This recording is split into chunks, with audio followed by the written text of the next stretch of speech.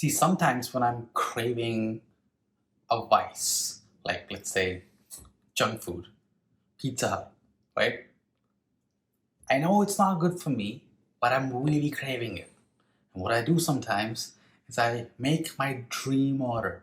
I put all the toppings that I want, I add all the side dishes, all the drinks with it, and that just gives you so much dopamine, that when you are about to check out, instead of hitting checkout, you just close the tab. You get to enjoy the high of having your favorite junk food without actually having it. It's kind of a good hack. It works like 80% of the time. Because sometimes the anticipation of something is more pleasurable than the actual thing. But in this case, in the tostadas, the build-up of making your own tostada with all the mix-ins, the toppings, the meat, that's as fun as the actual fully assembled tostada as you enjoy it. We've worked towards getting to this page.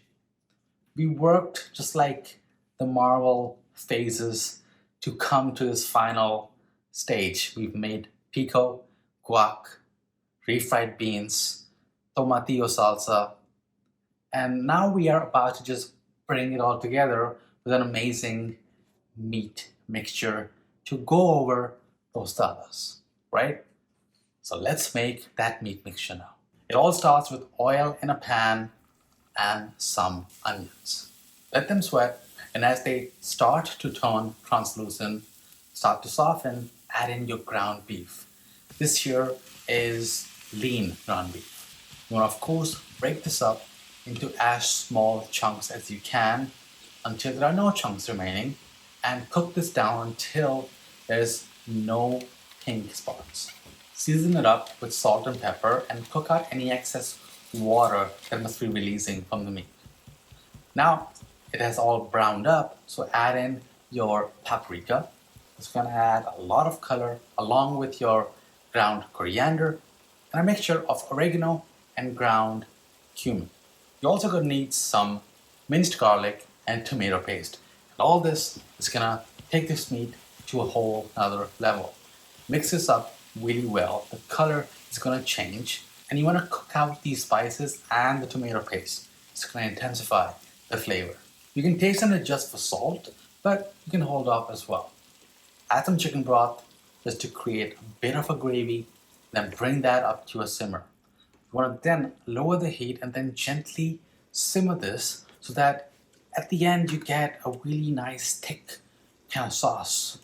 Now, as it cooks, the fats from the beef will start to come on top. And what I want you to do there is take some paper towel and just kind of go over the surface, because it's only on the surface, oil and water don't mix, and soak it up and remove whatever you don't want to have.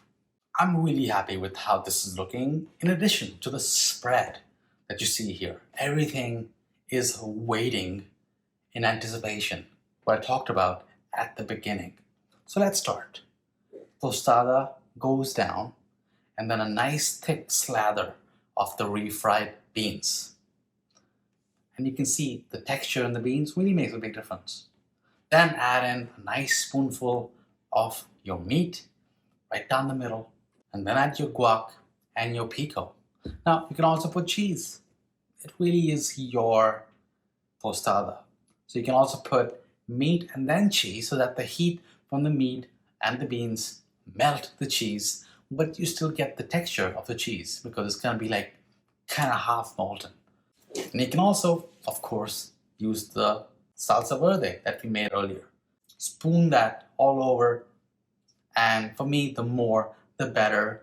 And even though I'm narrating this video after the fact, the anticipation has built up that my mouth is watering, and I can remember how delicious these tostadas were. So we probably had 4 or 5 each. And this is where simple ingredients come together into something great. Tostadas for the win. Let me know how you like your tostadas and what's your have to have to have ingredient in your ideal tostada. I'll see you all on the next one. Enjoy and happy Cinco de Mayo.